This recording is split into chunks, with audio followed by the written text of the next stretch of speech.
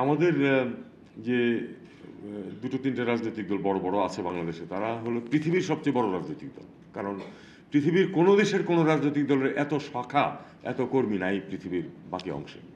আমাদের বিশেষ করে যদি আমি বলি যে আওয়ামী লীগ, বিএনপি এবং জামাত, জাতীয় পার্টি ও ক্ষেত্র বিশেষে তাদের সমস্ত বিশ্বের শাখা আছে, এবং তারা এই বাংলাদেশের এখানে রাজনীতিতে যেমন এই দুই দল বা তিন দল প্রচণ্ড শত্রু ভাবাপন্ন, একই রকম শত্রু ভাবাপন্ন আমাদের এক্সপেক্টেড যারা আছেন তাদের যে দল, এই দলের যে ব্রাঞ্চগুলি আছে সেগুলো আপনারা দেখেছেন।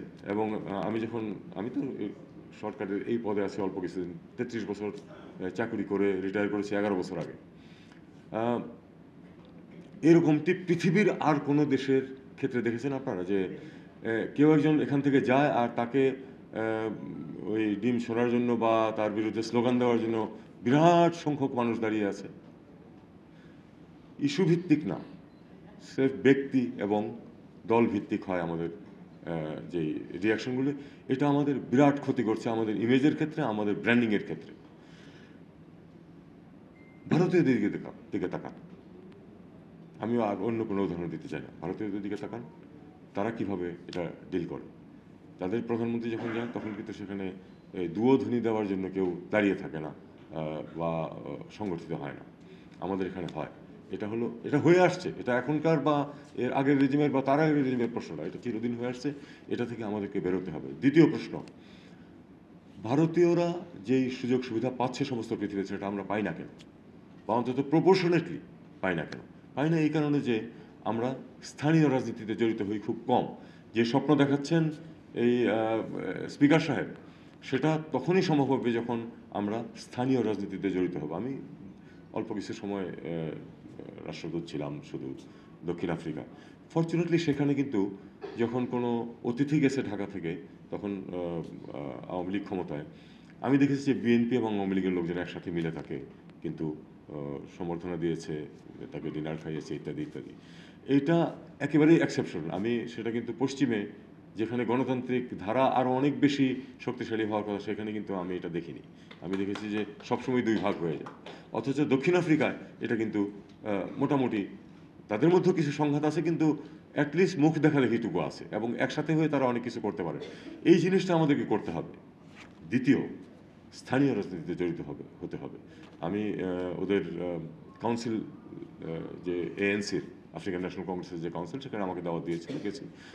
আমার খুব ভালো লেগেছে, ২-৩ জন কাউন্সিলর ছিলেন বাংলাদেশি অরিজিনাল। তার মানে তারা স্থানীয় রাজনীতিতে জড়িত হয়ে এসেছেন। এবং ওখানে কিন্তু এই বাংলাদেশের মতো ওই কেন্দ্র থেকে নির্ধারণ করে দেওয়া হয় না যে কে কাউন্সিলর হয়ে আসবে। ওখানে একেবারে প্রতিটা ব্রাঞ্চে নির্বাচনের মাধ্যমে উঠে আসে যে কে ওখানে প্রতিনিধি হিসাবে যাবে, এবং তার মধ্যে বাংলাদেশি ২-৩ জন ছিলেন। আমার এটা অত্যন্ত ভালো লেগেছে। এটা হচ্ছে আমাদের রাস্তা। যদি আমরা ব্র্যান্ডিং করতে চাই, আমরা যদি ইনফ্লুয়েন্সিয়াল হতে চাই, তাহলে এটা রাস্তা। আপনি আজকে এই যে নতুন সরকার গঠিত হতে যাচ্ছে যুক্তরাষ্ট্রে, সেখানে তাকান, ভারতীয় কয়েকজন সেখানে অত্যন্ত গুরুত্বপূর্ণ পজিশনে এসে যাচ্ছেন। আমাদের এটা কতটুকু হয়? বরং পাকিস্তানিদের কিছুটা হচ্ছে আজকাল। বাংলাদেশে তো টাওয়ার হ্যামলেটসে হয়েছে, আরও ২-১ জায়গায় হয়েছে। কিন্তু তারপরে আপনি খেয়াল করে দেখুন, আমাদের কয়েকজন এমপি আছেন, রূপা হক এসেছিলেন কয়েকদিন আগে, একসাথে আমরা একটা মিটিংও করেছি। এইটা হলো আসলে ব্র্যান্ডিংয়ের, এবং বাংলাদেশকে আপনারা শুধু ব্র্যান্ডিং মানে কি? শুধু তো ব্র্যান্ডটা সৃষ্টি করা না, সেটার অনেক বেনিফিট আছে দেশের জন্য।